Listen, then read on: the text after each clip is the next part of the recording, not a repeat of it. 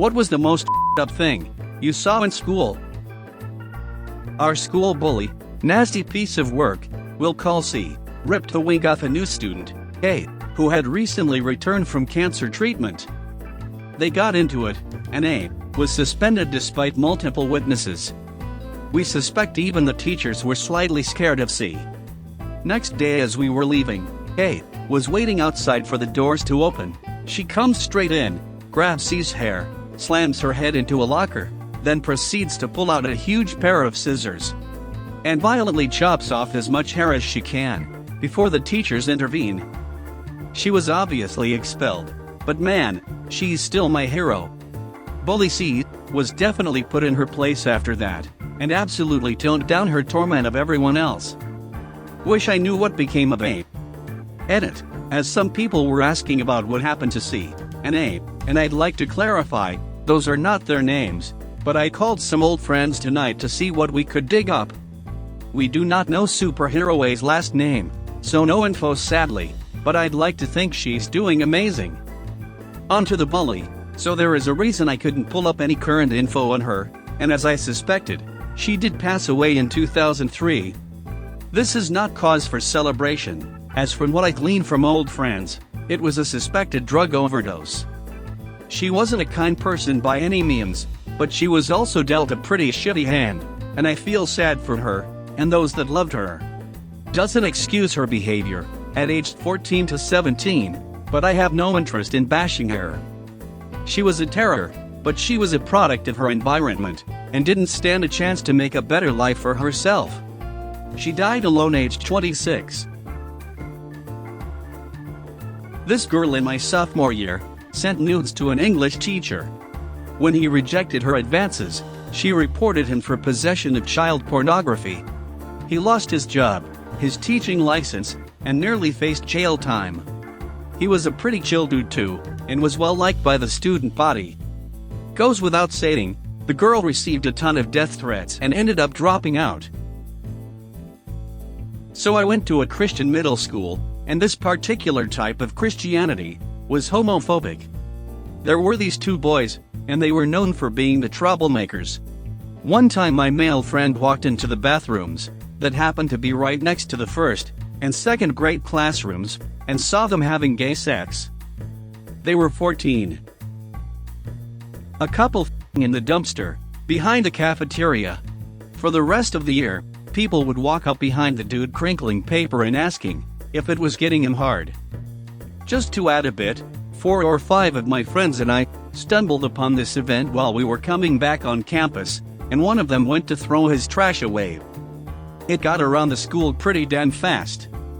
It's probably a good thing that I'm old enough that the smartphone wasn't a thing when I was in high school, because there's a good shot that one of the group would have been dumb and taken a picture that included a 17-year-old having sex. I had a friend that was allergic to so many things, he had to eat the same thing every day that he brought from home. I literally mean every day for years. He had a very bad day, failed a test, some things happened at home. We met up at lunch, and he had 2 slices of pepperoni pizza. He said, "Today seems like a good day to die," and proceeded to wolf down both slices. I have never seen him so happy.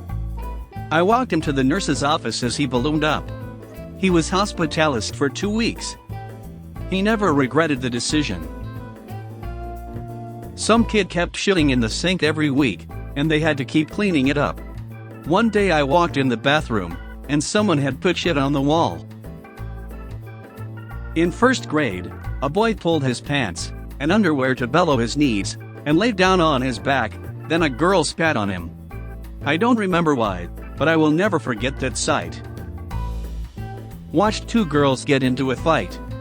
One girl had a bunch of ear piercings, and was wearing so many hoops it looked like a chainmail. The other girl got her on the ground, grabbed those hoops and pulled hard. I will never forget the scream. The rings didn't give, but her ear sure as hell did. Blood everywhere, the girl standing over her like a goddamn psychopath, holding a very recognizable ear in the air above her head. It was Mortal Kombat in real life.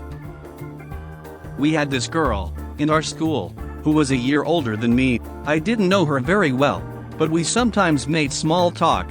Soon I noticed she wasn't in school anymore, so I assumed she moved, or something like that.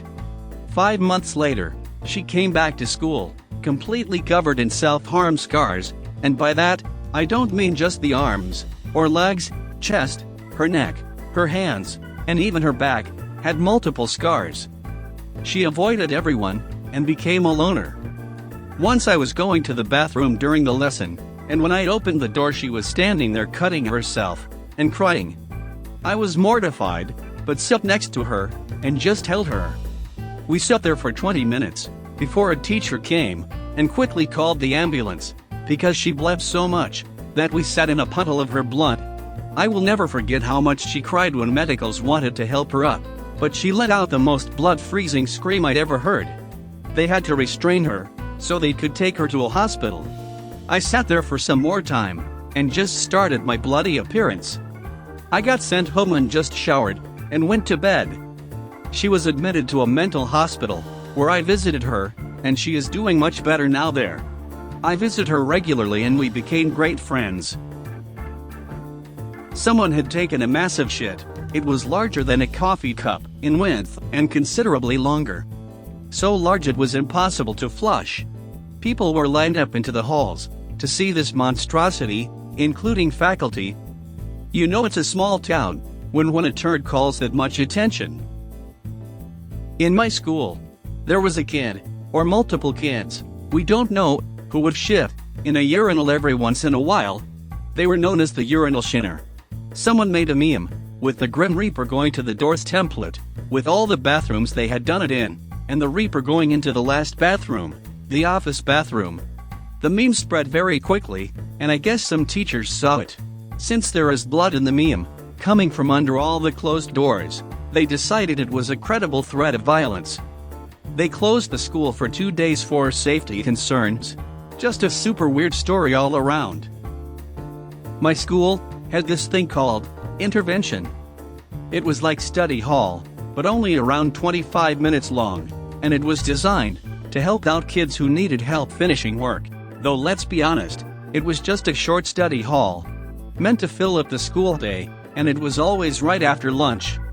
We had to wait outside the classrooms for the teachers to get back from their lunch breaks though. Sometimes they came quick, before or right after we got there, but other times they came late. One time my teacher came 15 minutes late. And they never came at the same time, so it was awkward, being alone in the hallway while everyone else was in class. It was 8th grade, and a rather bad day for teachers. They were all late. We were all waiting outside the classrooms, and the hall was packed with 14-year-olds. Inevitably, a fight broke out between two kids. One of them was named Joe, and the other was named Luke, I think. I could be wrong on Luke. Joe was a huge prick who was in most of my classes, and Luke was a 7th grader that was also somewhat of a prick. There were punches and pushes thrown, but it was really hard to hear it because of all the kids. In fact, I didn't even know what was going on until I heard a scream. In the hallway, there was a metal box on the wall that held the fire extinguisher. Joe had pushed Luke into it, and Luke hit the back on his head, on the metal corner of it. Luke let out this blood-curdling scream, holding onto the back of his neck, crying and shouting, "My head!" Everyone backed away from them, and there I saw Joe standing still, looking horrified, and Luke, on his knees with a trail of blood running down the back of his neck and ear. It was my first time seeing so much blood that wasn't my own or on the internet, and it really startled us all. A janitor saw it, and unlocked all the classroom doors with his keys, and ordered us to get into class, which we did, while he took Luke to the nurse. Our teachers eventually came, but they couldn't let class out. The reason being, blood had gotten on the carpet of the hall, and that was a health hazard. After around 45 minutes, the janitor was unable to get the blood out, so he just put a trash can over it and told nobody to move or touch it. The day went on as usual. Around a week later, we found out that Luke had to get 5 stitches in the nape of his neck, and his parents chose to pull him out of our school. Joe was also suspended for the fight, but apparently Luke's parents threatened legal action, so that suspension turned into an expulsion rather quickly. Rubber padding was put around the fire extinguisher box, so it wouldn't happen again, and to this day I don't know if the blood ever got out of the carpet. 2 boys fought in the hall, and it ended with one of them needing stitches after bleeding heavily, and the other being expelled in front of the whole grade.